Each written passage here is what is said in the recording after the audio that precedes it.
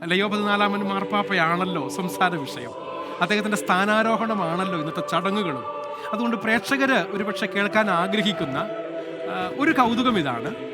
Cent Peter's ചത്തുരത്തിൽ നിന്നും ഏതാനും ചുവടുകൾ അകലെയുള്ള ഒമേഗ ഫിറ്റ്നസ് ക്ലബ്ബ് ഇപ്പോൾ റോമിലെ ഏറ്റവും പ്രശസ്തമായ ഒരു ജിംനേഷ്യമായി മാറിയിട്ടുണ്ട്. ആരോഗ്യം തീർച്ചയായും. എന്താണെന്നറിയാമോ?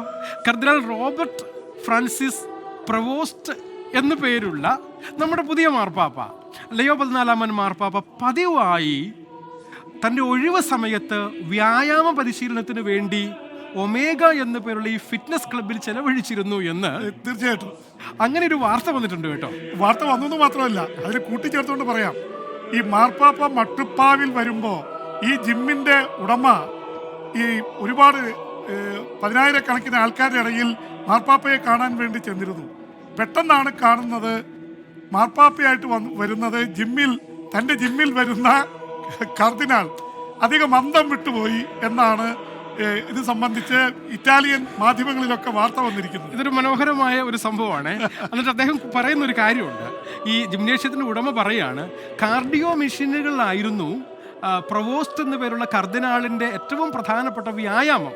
ഹൃദയ സംബന്ധമായ പ്രവർത്തനക്ഷമത മെച്ചപ്പെടുത്തുന്നതിനും കലോറി എരിച്ചു കളയുന്നതിനുമായി രൂപകൽപ്പന ചെയ്ത സ്റ്റേഷനറി ബൈക്കുകളും ട്രെഡ്മില്ലുകളും നമ്മുടെ പുതിയ മാർപ്പാപ്പ ഉപയോഗിച്ചിരുന്നു. ഒരു ന്യൂജൻ മാർപ്പാപ്പയാണ്. അല്ല, അപ്പൊ അതിൽ ഒരു കാര്യം ശ്രദ്ധിക്കണം.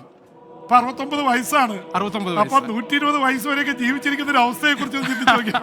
കത്തോലിക്ക സഭയ്ക്ക് ഏതാണ്ട് 50 വർഷത്തോളം ഒരു മാർപ്പാപ്പ ലോങ്സ്റ്റ് സെർവിങ് മാർപ്പാപ്പയായി മാറിക്കൂടാന്നില്ല. ആരോഗ്യം അങ്ങയുടെ നാവ് പൊന്നാകട്ടെ. ജിമ്മിന്റെ പ്രസിഡന്റും ഈ ഒമേഗ ജിമ്മിന്റെ പ്രസിഡന്റും സ്ഥാപകനുമായ അലസാൻഡ്രോ തുമ്പർലോനി എന്ന പേരുള്ള മനുഷ്യൻ ലയോ 14 മാർപ്പാപ്പയുടെ ആരോഗ്യ വിശേഷങ്ങൾ പങ്കുവയ്ക്കുമ്പോൾ ആവേശത്തോടുകൂടി അദ്ദേഹം പറഞ്ഞൊരു കാര്യം എന്താണെന്നറിയാമോ? ക്ലബിലെ അദ്ദേഹത്തിൻ്റെ ജിംനേഷ്യത്തിൽ വരുന്ന മറ്റ് പല അംഗങ്ങളെയും പോലെ സാധാരണക്കാരനായ ഒരു വ്യക്തിയായിരുന്നു പ്രവോസ്റ്റ് എന്നു പേരുള്ള ഈ കർദിനാൾ. എല്ലാവരെയും പോലെ ലളിതമായ ജിം വസ്ത്രങ്ങൾ ധരിച്ച് ജിംനേഷ്യത്തിൽ പോകുമ്പോൾ സാധാരണ നമ്മുടെ ന്യൂ ജൻ യുവാക്കന്മാർ, ഇപ്പോൾ യുവാക്കന്മാർ മാത്രമൊന്നും അല്ല കേട്ടോ, എല്ലാ പ്രായഭേദമന്യേയും ജനങ്ങൾ ജിംനേഷ്യത്തിൽ പോകുന്നുണ്ട്.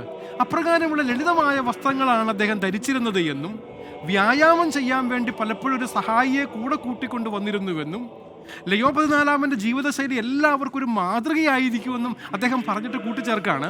നമ്മൾ എപ്പോഴും തിരക്കിലാണ്, നമ്മുടെ സ്വന്തം നന്മയ്ക്കായി വളരെ തിരക്കിലാണ്.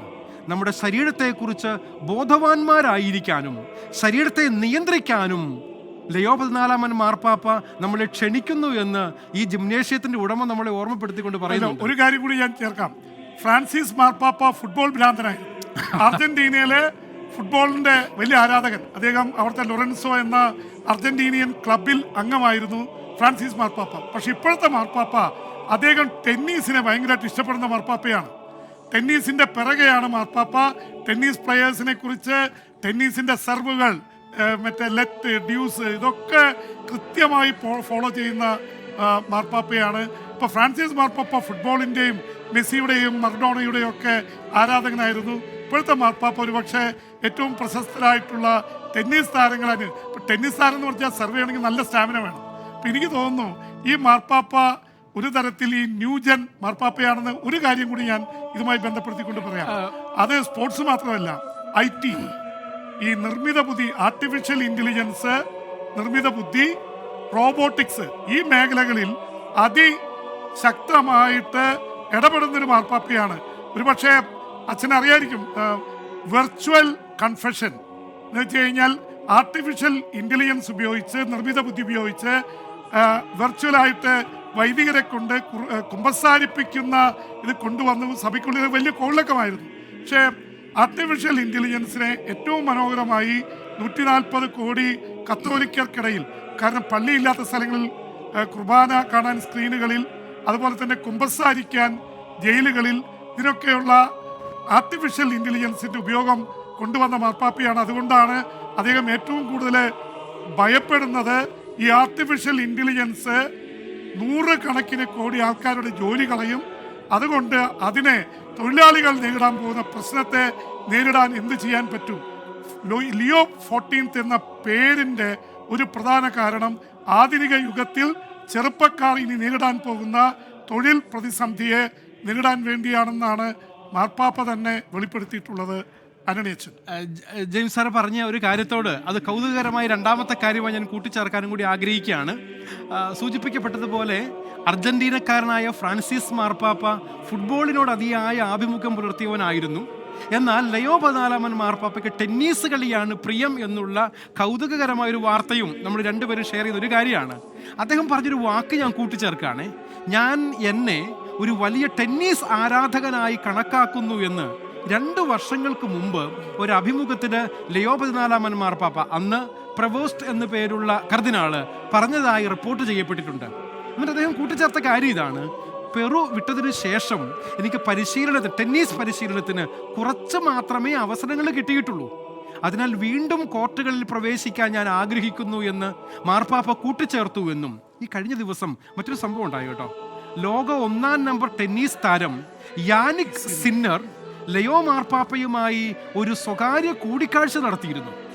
റോമിൽ നടന്നു വരുന്ന അന്താരാഷ്ട്ര ടെന്നീസ് മത്സരങ്ങളിൽ പങ്കെടുക്കാനായി എത്തിയ അവസരത്തിലാണ് സിന്നർ മാർപ്പാപ്പയെ കണ്ടത് എന്നും മാർപ്പാപ്പയെ കാണാൻ അവസരം ലഭിച്ചത് ഒരു വലിയ ബഹുമതിയാണ് എന്ന് സിന്നർ പറഞ്ഞതും ലോകമാധ്യമങ്ങളെല്ലാം റിപ്പോർട്ട് ചെയ്ത ഒരു കാര്യമാണ്. അതുകൊണ്ട് തന്നെയും നല്ലൊരു ടെന്നീസ് പ്രേമിയായ മാർപ്പാപ്പയെയാണ് ഞാൻ കണ്ടുമുട്ടിയത് എന്നും അന്താരാഷ്ട്ര തലങ്ങളിൽ നടക്കുന്ന ടെന്നീസ് മത്സരങ്ങളെക്കുറിച്ച് അദ്ദേഹം ജിജ്ഞാസുവാണ് എന്നും ഇറ്റലിയിലെ tennis federation president Angelo Binaghi അഭിപ്രായപ്പെട്ടതായും ലോകമാധ്യമങ്ങൾ റിപ്പോർട്ട് ചെയ്തിട്ടുണ്ട്. ലിയോ 14 എന്ന് എഴുതിയ ഒരു കാർഡ് മാർപ്പാപ്പയ്ക്ക് അദ്ദേഹം നൽകിയെന്നും കഴിഞ്ഞ 2 തവണ ഇറ്റലി നേടിയ ടെന്നീസിലെ ഏറ്റവും പ്രധാനപ്പെട്ട ലോക കപ്പുകളിലൊന്നായ ഡേവിസ് കപ്പ് മാർപ്പാപ്പയ്ക്ക് മുമ്പിൽ പ്രദർശിപ്പിക്കപ്പെട്ടു എന്നും ഒക്കെ നമ്മൾ ഈ ദിവസങ്ങളിൽ വാർത്താമാധ്യമങ്ങളിലൂടെ കണ്ട കൗതുകകരമായ കാര്യമാണ്. അതുകൊണ്ട് തന്നെയും ഒരു ന്യൂജൻ മാർപ്പാപ്പ എന്ന് വിശേഷിപ്പിച്ചാൽ തെറ്റുണ്ടാവില്ല. ആർട്ടിഫിഷ്യൽ ഇൻ്റലിജൻസിനെ കുറിച്ച് പറഞ്ഞപ്പോൾ ഒരു വൈദികൻ, വ്യക്തിയായ ഒരു വൈദികന്റെ മുൻപിൽ മാത്രമേ കുമ്പസാരിക്കാൻ സാധിക്കുകയുള്ളൂ എന്നുള്ളത് കത്തോലിക്ക സഭയുടെ ഇതുവരെയുള്ള പഠനത്തിൻ്റെ ഭാഗം തന്നെയാണ്. അതിൽ ഇതുവരെയും മാറ്റങ്ങളൊന്നും വന്നിട്ടില്ല.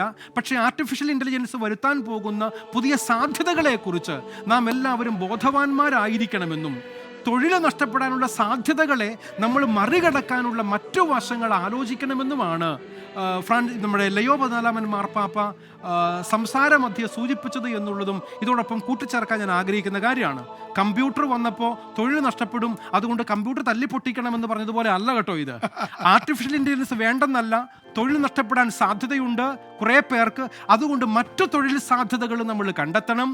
ഇപ്രകാരമുള്ള ടെക്നോളജിക്കൽ വളർച്ചകളെ നമ്മൾ ചേർത്ത് നിർത്തണമെന്ന് തന്നെയാണ് നമ്മുടെ ലയോ 14 മാർപ്പാപ്പ ഓർമ്മപ്പെടുത്തിയത് എന്നും ഞാൻ കൂട്ടിച്ചേർക്കാൻ ആഗ്രഹിക്കുന്നു. ഇത് പറഞ്ഞപ്പോൾ നമ്മൾ നേരത്തെ ഫ്രാൻസിസ് മാർപ്പാപ്പയുടെ കാര്യം പറഞ്ഞു. അർജന്റീന ഫുട്ബോളിന്റെ ഈറ്റില്ലമാണ്. അതുകൊണ്ടായിരിക്കണം ഒരുപക്ഷെ ഫ്രാൻസിസ് മാർപ്പാപ്പ അർജന്റീനക്കാരനാണ്, അദ്ദേഹം ഫുട്ബോളിന്റെ ഭ്രാന്തനായി മാറിയത്.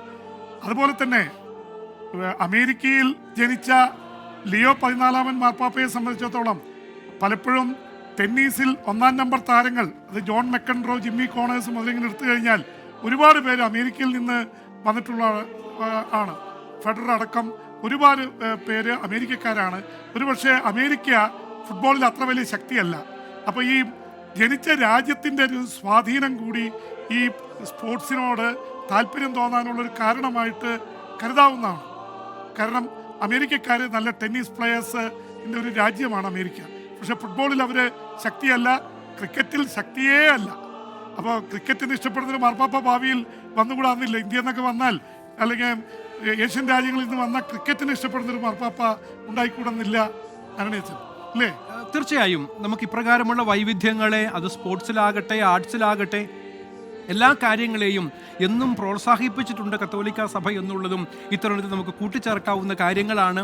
പള്ളിമുറ്റങ്ങളിലല്ലേ നാടകങ്ങൾ ഉണ്ടായിരുന്നത്? നമുക്കെല്ലാവർക്കും അറിയാവുന്ന കാര്യമാണ്. പള്ളിയിൽ നിന്നല്ലേ പള്ളിക്കൂടങ്ങൾ ഉണ്ടായത്? ഇപ്രകാരം എല്ലാ കാര്യങ്ങളെയും ചേർത്ത് പിടിക്കുന്ന, വൈവിധ്യങ്ങളെ ഒരിക്കലും തള്ളിക്കളയാത്ത രീതി തന്നെയാണ് കത്തോലിക്ക സഭ ഇതുവരെയും അനുവർത്തിച്ചിട്ടുള്ളത്.